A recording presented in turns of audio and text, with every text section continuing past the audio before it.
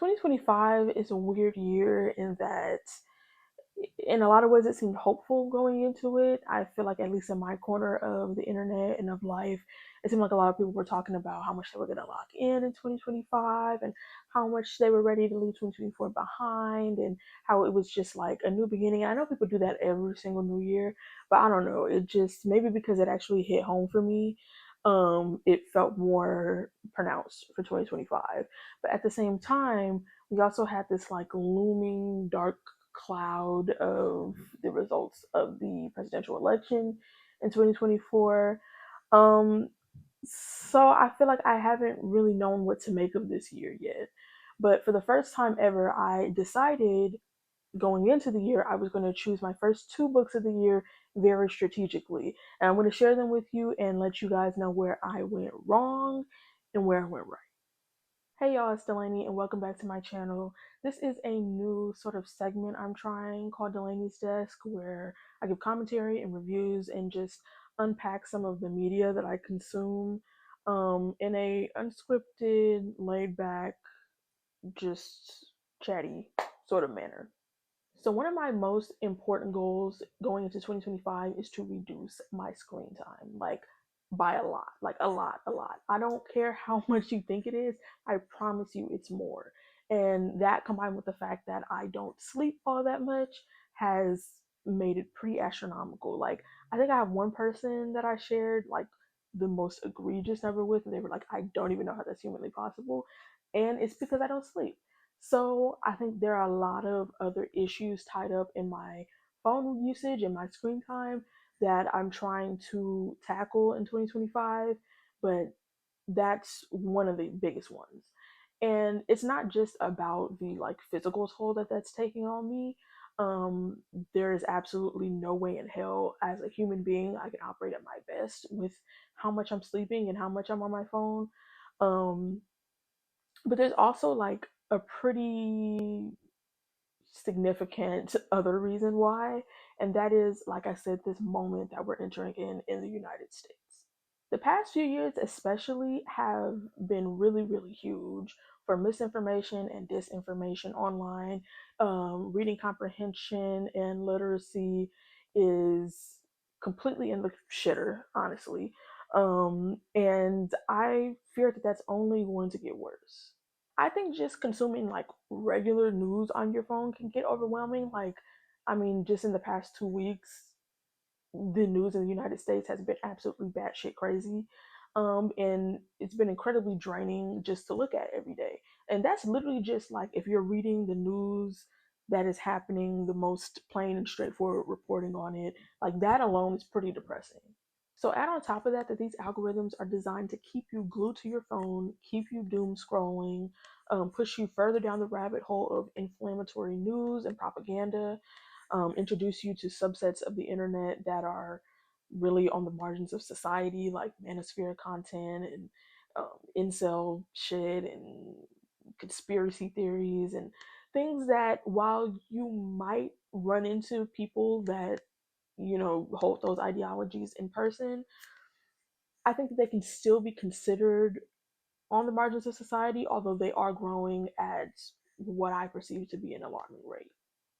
Luckily, my personal phone usage seems to just be like mindless scrolling and just like a habit or a muscle memory that I need to break.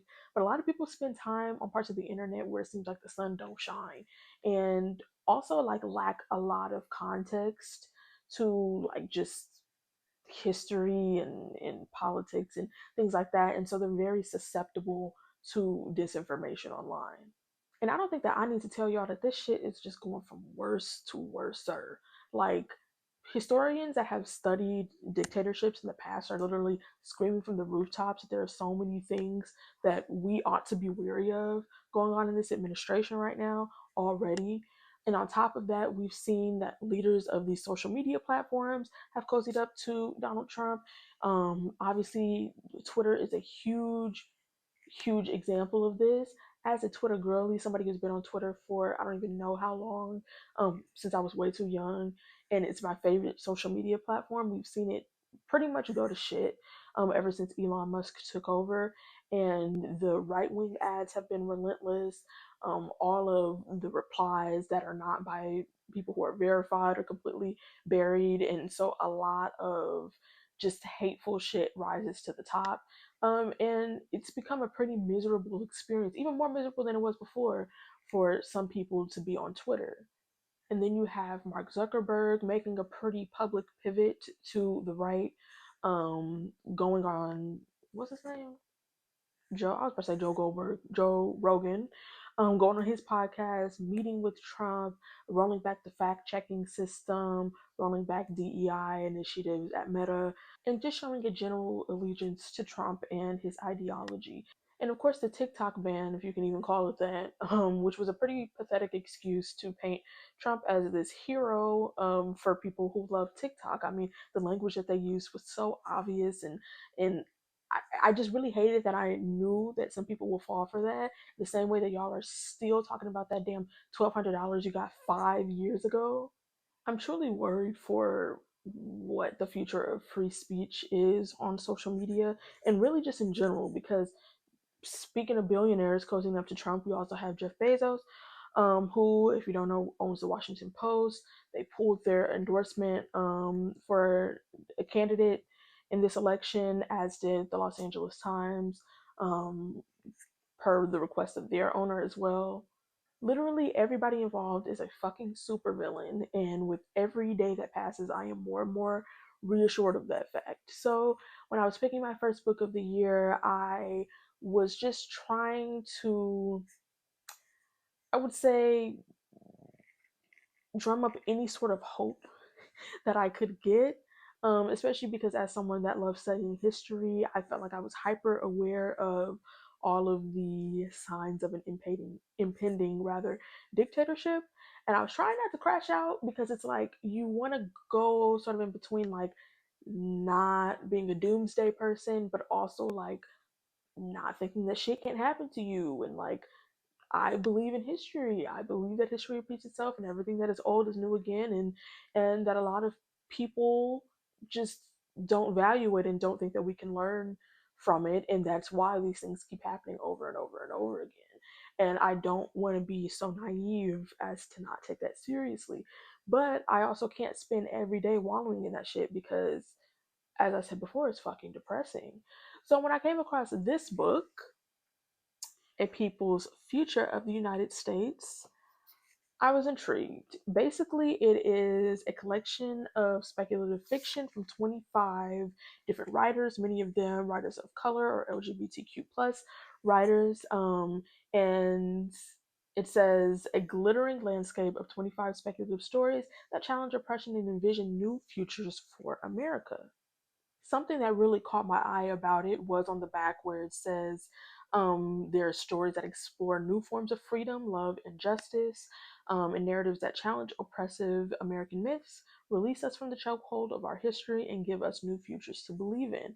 And I was like, that sounds exactly like what I want to go into 2025 with.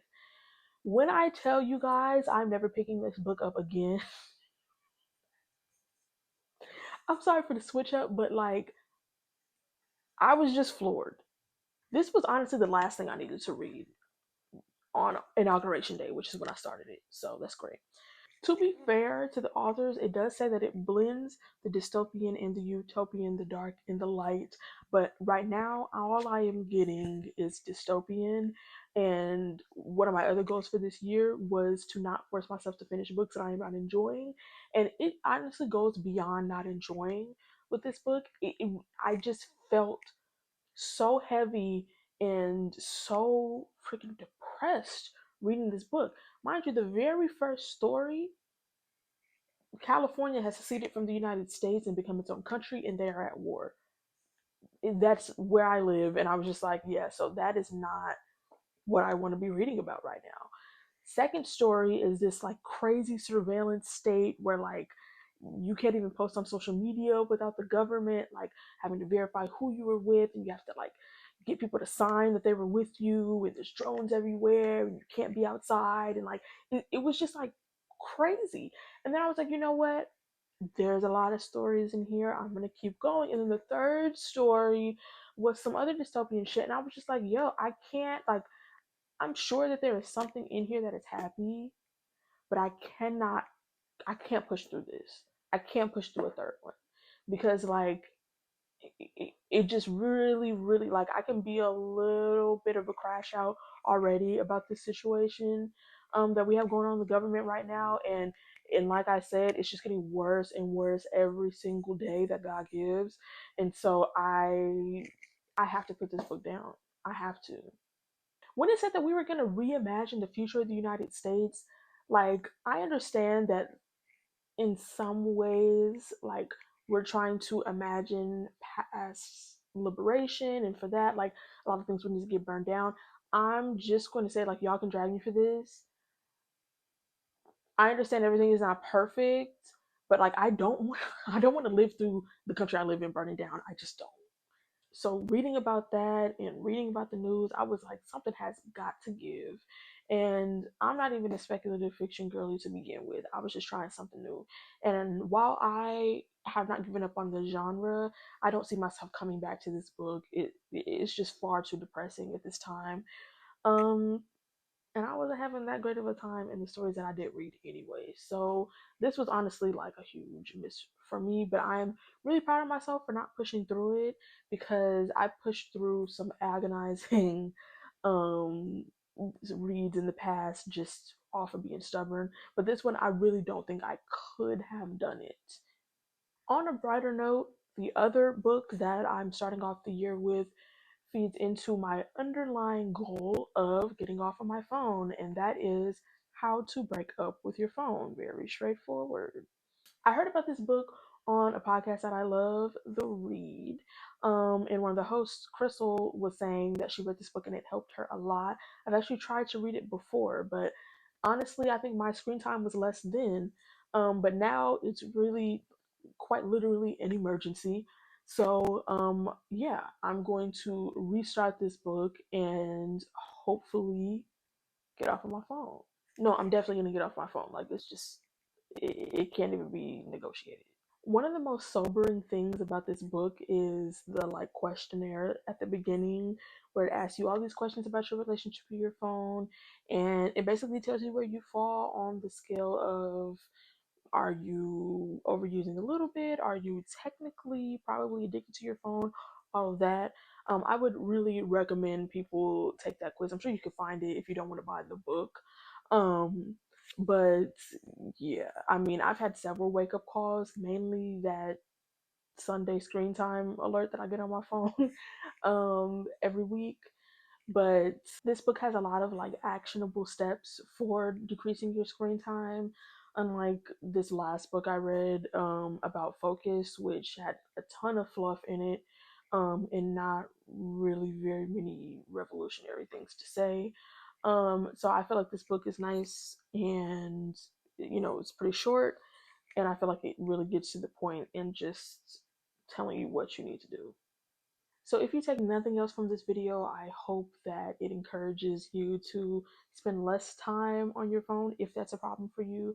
And even if you are not in danger of slipping down one of those problematic internet rabbit holes, just being more mindful of the media that you're consuming, because I think in a lot of ways it's really designed to suck you in a way that is subconscious to you. And it's similar to how food has changed in the United States, where there's a lot of thought and science behind it that is, designed to kind of hack your brain a little bit. And you have to really be mindful and intentional about not getting sucked into that sort of thing. But of course, I know that the phone can be a really great tool for escapism, and there's a lot of good that can come from it too. I get a lot of laughs off of my phone, so like, believe me, I get it. And you should also use your phone long enough to watch all of my videos. I'm gonna put a couple on the screen, if you would like to watch them. And here are my social media handles. You can follow me there if you'd like. You can also subscribe to my channel and click the bell icon so that you can get a notification every time I get off my butt and post a video. Thanks again for watching, and I will see you guys in the next one.